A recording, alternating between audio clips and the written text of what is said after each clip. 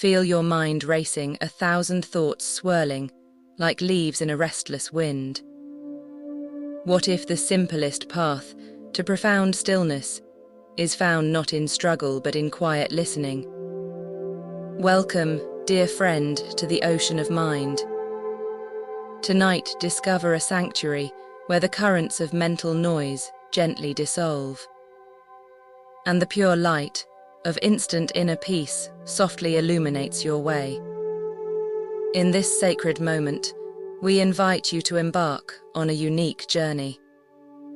You are about to witness 5 timeless Zen stories, each one a distillation of wisdom designed to cut through overthinking, to bring clarity to a cluttered mind, and to usher you into a state of deep, unburdened tranquility. These tales are not complex puzzles. They are direct invitations to experience the calm that is always within you. There is nothing to do now, nowhere to go. Simply breathe and allow yourself to drift on the calm waters of pure awareness. Let us begin with our first story.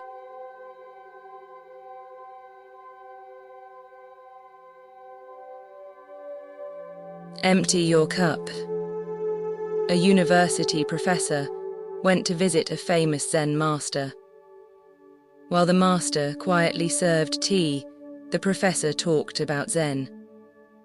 The master poured the visitor's cup to the brim and then kept pouring.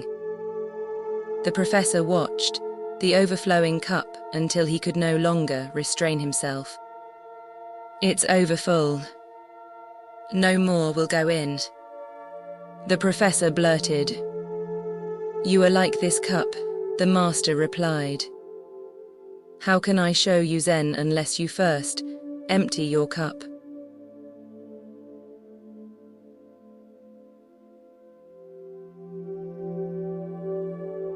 You cannot learn anything if you already feel that you know. Preconceived ideas and prejudices always prevent us from seeing the truth. You should open your mind before you open your mouth. The master is trying to tell him to ease back and relax. The professor is too anxious about the whole thing. Some people want to be taught everything in one sitting. It's not possible. This story proves to me that you have to unlearn before you can learn. We shouldn't get too wrapped up in one aspect of life. If we do, we close ourselves off to new experiences. Even though you may be full of knowledge, you should always be open to the fact that there is still more to learn. I bet the master did that just to shut the professor up. If you want to learn, you have to shut up and listen for a change. We should be open to the views of others and accept them as their own. Treat each opinion individually and don't just add it to your own. Sometimes another person has to catch you with your guard down in order to teach you something. The professor's understanding of Zen is too intellectualized. The master is trying to point him towards a more intuitive understanding. If you're too intellectualized about any subject, often you miss the boat. I would tell this story to anyone who believed something about me that was untrue. I think the master was trying to show him that when you can no longer take it, is time to give. And you must sometimes give in order to receive. This professor probably doesn't really believe in Zen. His prejudices are preventing him from seeing clearly. This is what the master is trying to show him. Too much of anything is just too much. I don't think the professor's reaction indicated that he had a closed mind. It was perfectly normal. Wouldn't you do the same if someone was spilling tea all over the place?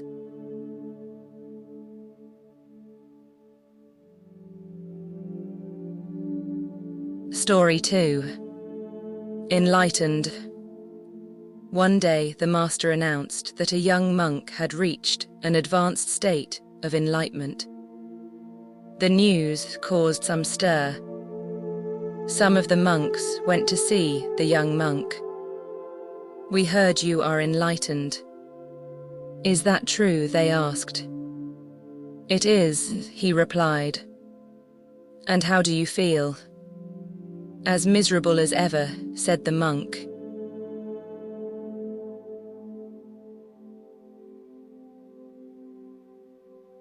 The master was either lying or deceived, and the student was, at the least, lying to himself. As a wise man once said, enlightened people take things lightly. To be enlightened doesn't mean to be lucky simultaneously. We all know why. Once achieving enlightenment, the monk could see the state of the world and life with clarity. What he sees is not good. It is ironic that this wonderful achievement only brings him misery through the enlightened truth he now sees.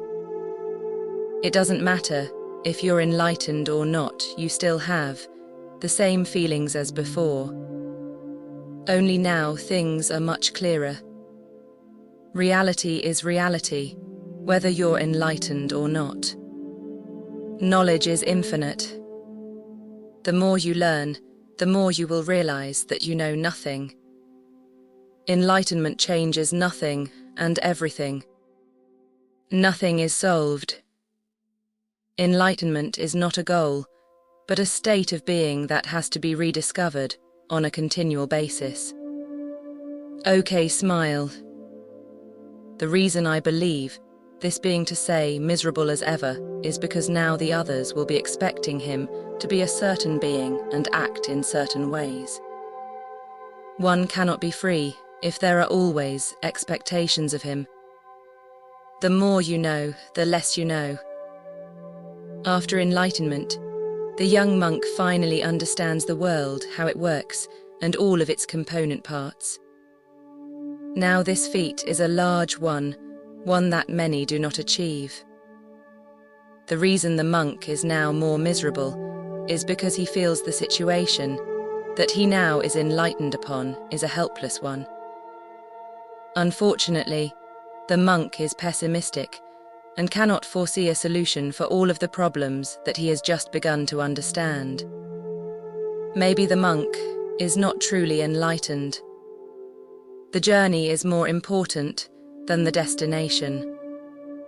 Enlightenment is a state of consciousness beyond emotions, positive or negative.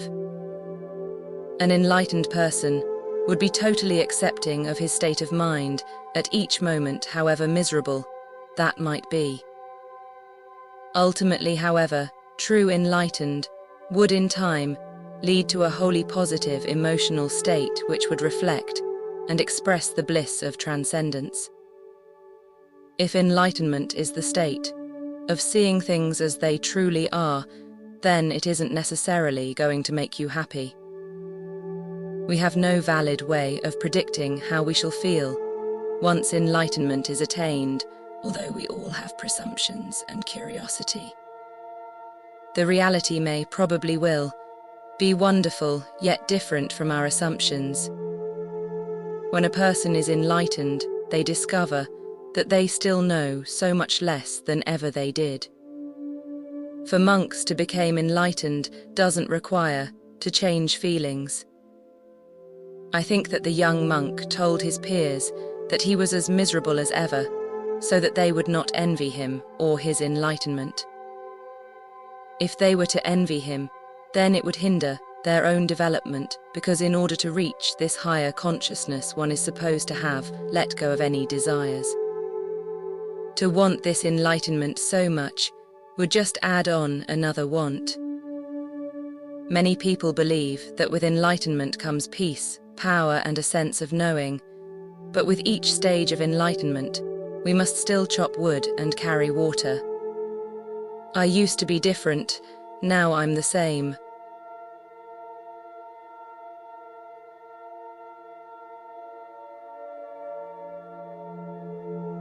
Story 3. Full awareness.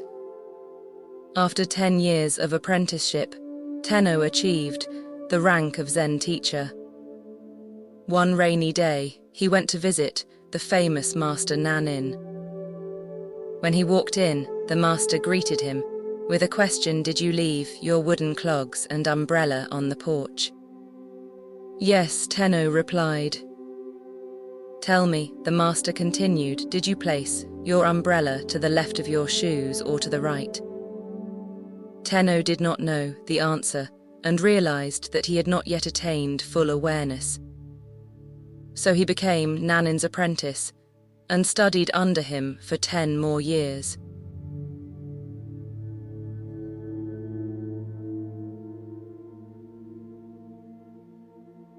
Just goes to show you how little we pay attention to the things we do.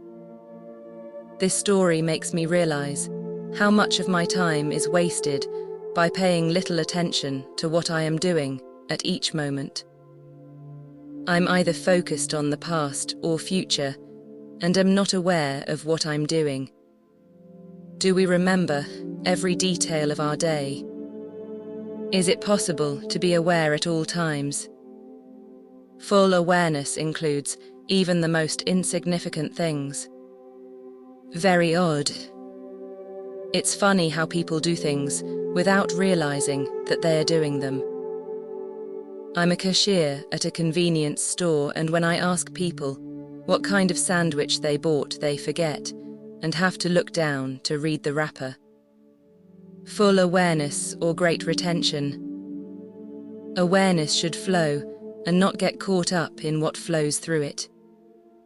Memory isn't attention. Doesn't it involve getting caught up in the flow? How many experiences do we let slip by us in life? It's scary to think about. Sometimes we may think we know or are aware of everything, but someone else comes along to show us that we still have much to learn. No matter how much you know, there is always more to learn. But also, everyone should be respected for whatever knowledge they have. Whenever you are absolutely sure you are doing something right, it turns out that you are going about it entirely the wrong way. This story is not inspiring. He's not aware of where he put his umbrella, so he lacks full awareness. Maybe he was just focused on other things at the time. I felt very frustrated and sorry for Tenno. He feels he has been wasting his time, so he has to study for another 10 years. I think it sucks that the poor dude has to study for another 10 years. Of course, these are dedicated people, so it's probably good for them. It's my opinion that an adult can never obtain full awareness unless he or she is reared from parents with this developed state of mind. Maybe I'll give it a try after I get back from the shopping mall. He really must have felt he was wrong in his forgetfulness if he was willing to lower himself and study for another 10 years. I think this story is a spoof of Zen practice. People take it too seriously.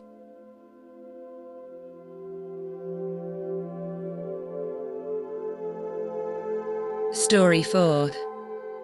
The Gift of Insults. There once lived a great warrior. Though quite old, he still was able to defeat any challenger. His reputation extended far and wide throughout the land, and many students gathered to study under him. One day, an infamous young warrior arrived at the village. He was determined to be the first man to defeat the great master. Along with his strength, he had an uncanny ability to spot and exploit any weakness in an opponent. He would wait for his opponent to make the first move, thus revealing a weakness, and then would strike with merciless force and lightning speed. No one had ever lasted with him in a match beyond the first move. Much against the advice of his concerned students, the old master gladly accepted the young warrior's challenge.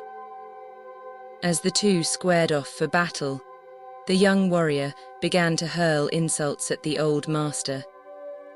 He threw dirt and spit in his face. For hours, he verbally assaulted him with every curse and insult known to mankind. But the old warrior merely stood there motionless and calm. Finally, the young warrior exhausted himself. Knowing he was defeated, he left feeling shamed. Somewhat disappointed that he did not fight the insolent youth, the students gathered around the old master and questioned him. How could you endure such an indignity? How did you drive him away? If someone comes to give you a gift and you do not receive it, the master replied, to whom does the gift belong?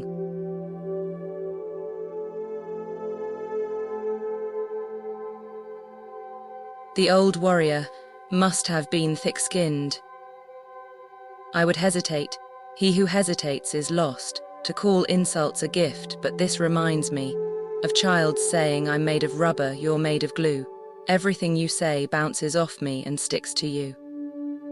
To win without violence is the greatest victory. Reacting to insulting behavior only serves to give the insulting party exactly what they want. Perhaps the master did accept the gift. The gift was victory.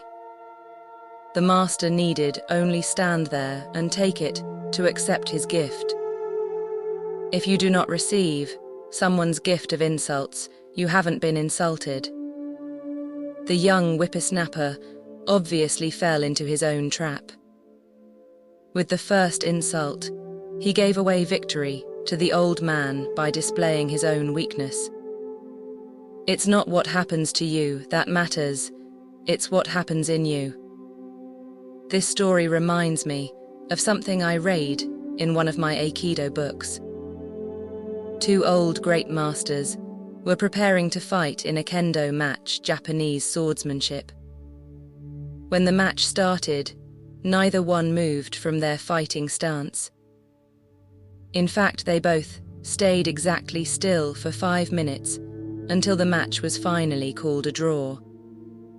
If they made the first move, it would reveal their weaknesses, and they would be defeated. Now that is awesome. An insult is like a glass of wine. It only affects you if you accept it. This story reminds me of the question, if a tree falls in the forest and no one is around to hear it, does it make a noise?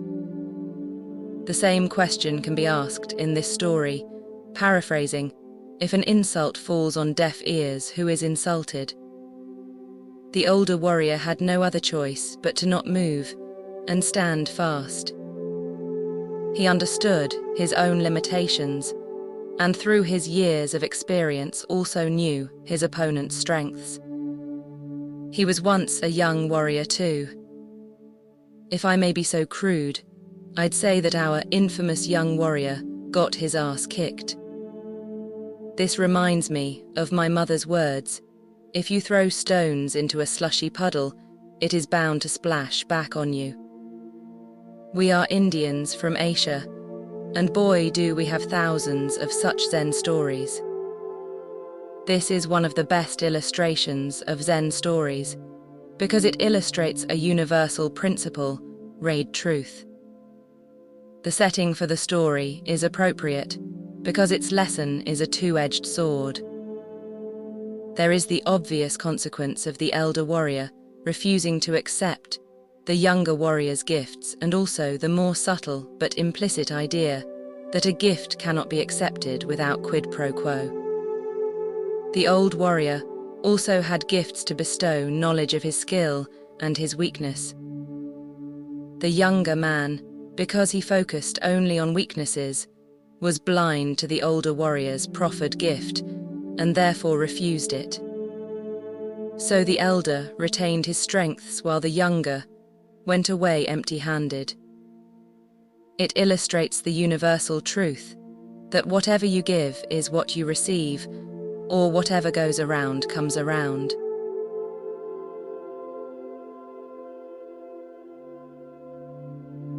Story 5. Going with the flow. A Taoist story tells of an old man who accidentally fell into the river rapids leading to a high and dangerous waterfall. Onlookers feared for his life. Miraculously, he came out alive and unharmed downstream at the bottom of the falls. People asked him how he managed to survive. "I accommodated myself to the water, not the water to me. Without thinking, I allowed myself to be shaped by it. Plunging into the swirl, I came out with the swirl. This is how I survived."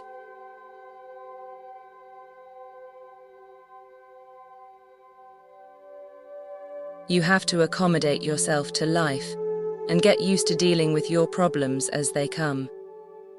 You must learn to cooperate. We must adapt to nature. Nature cannot change for us. If you try to fight the natural forces, they will overcome you. Because we are made primarily of water, it is easy to become a part of it. Because nature is so much more powerful than we are, we must become one with it in order to survive. Humans are not the almighty conquerors that they think they are. We can learn a lot from nature. Nature is wonderful and does not intend to harm. It is humans that are harmful. Sometimes we go through life wanting the world and other people to accommodate to us. When they don't, we get rigid and defensive, thereby getting us in trouble and making the situation a lot worse for ourselves. Have faith and serenity that everything will work out. When you try to control events, they backfire. Work with what life gives you, and you will survive. Put your life into God's hands, and you will be okay. Although you may not be able to control your destiny, you always have the ability to think and reason about your situation. This will help you come out on top. Too often people are strict in their ways of living. Stubborn people either are left behind or die out. You should take control of a situation before it takes control of you. Where there's a will, there's a way. Sometimes even when you do the best you can to adapt to others and or situations, it doesn't help you. In fact, it could make things worse because you could lose your identity. Conformity is not always a good thing. Having an identity as an individual sometimes means going against the grain. Don't give in to fear during a dangerous situation. It is fear that destroys you. The water is like religion. We have to accommodate to it. It's interesting to see how the old man draws a parallel between the physical and spiritual world.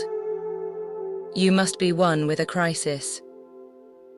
If we accept obstacles or tragedies as universal events and don't attempt to conquer or repress them, then it will not be seen as an obstacle or a disaster, but simply as an experience. Miracles do happen. The old man must have been very strong-willed. I can imagine the old man's physical sensations when he was in the water, frightened and peaceful at the same time. I remember being 2 years old and overcome by large waves when swimming at the beach.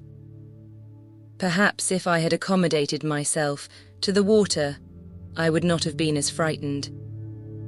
The man knew he was going to survive and never gave in to fear.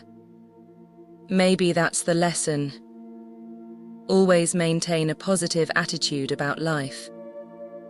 Never lose your temper, remain calm, and take things in stride as they come. If you have faith, things will work out. This must have been a very dangerous situation, but then water symbolizes rebirth and cleansing, doesn't it? Oh yeah, right. He was just lucky. I don't know, he could have done it without thinking. Sounds like the old man should be a character on a soap opera. This story doesn't apply to reality. Wake up! Why didn't anyone who was watching help him out of the water? This old man seems rather arrogant and narcissistic about himself.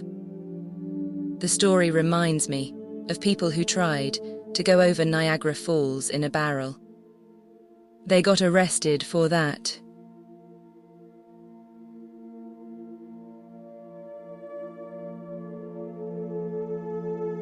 As our journey through these 5 profound Zen stories now gently comes to a close, you may feel a new spaciousness and a quiet hum of peace within your very being. These tales, like ancient keys, have offered glimpses into the simplicity of a calm mind. They have shown us the power of emptying our preconceived notions, the courage to accept reality just as it is, without filters, the wisdom of being fully present in every detail, the strength that comes from non-reactivity even to insults, and the profound peace found in going with life's effortless flow. Each story a gentle reminder that the deepest tranquility is not a distant goal to be chased. It is the very fabric of your own awareness unveiled when the mind simply rests. The Buddha taught peace comes from within. Do not seek it without. This timeless truth invites you now to dwell in the stillness you have rediscovered, to trust the quiet wisdom that has always been your most faithful guide. Now there is nothing more to do, nowhere to go. Simply rest in the boundless calm of your own being. Feel the gentle rhythm of your breath, a silent anchor to this peaceful present. Release every thought, every expectation, every last trace of tension. You are safe. You are at peace. You are deeply loved. Drift now into the profound depths of restorative sleep. May your dreams be filled with inner peace, and your awakening be refreshed and renewed by the quiet joy of a mind that knows instant stillness.